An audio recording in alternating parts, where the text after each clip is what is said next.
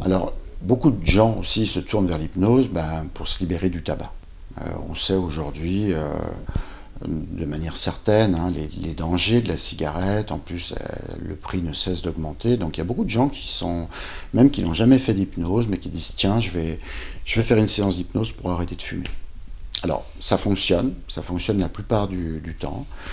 Ceci étant, ça demande une participation active du consultant. On a coutume de dire que c'est 50-50, c'est-à-dire qu'il faut que le levier intentionnel soit vraiment fort.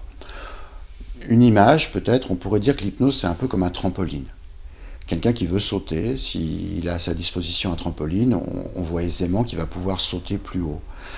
Après, si la personne reste assise sur le trampoline, même si le trampoline est d'excellente qualité, ça ne fonctionnera pas.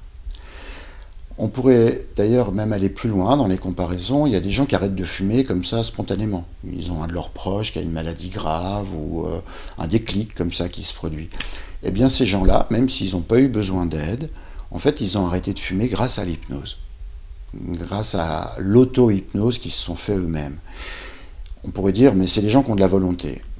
Oui et non. Bien sûr que la volonté est importante, c'est une précieuse faculté, mais je pense que ces gens-là ont surtout été capables de se projeter, de s'imaginer non-fumeurs. Et on sait aujourd'hui que l'imagination est supérieure à la volonté. Si on veut arrêter de fumer, on veut, mais on s'imagine que l'inverse va arriver, l'imagination l'emporte toujours.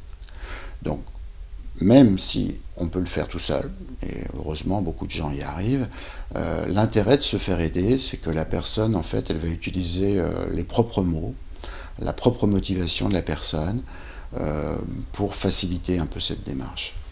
Et c'est là l'intérêt de l'hypnose pour l'arrêt du tabac.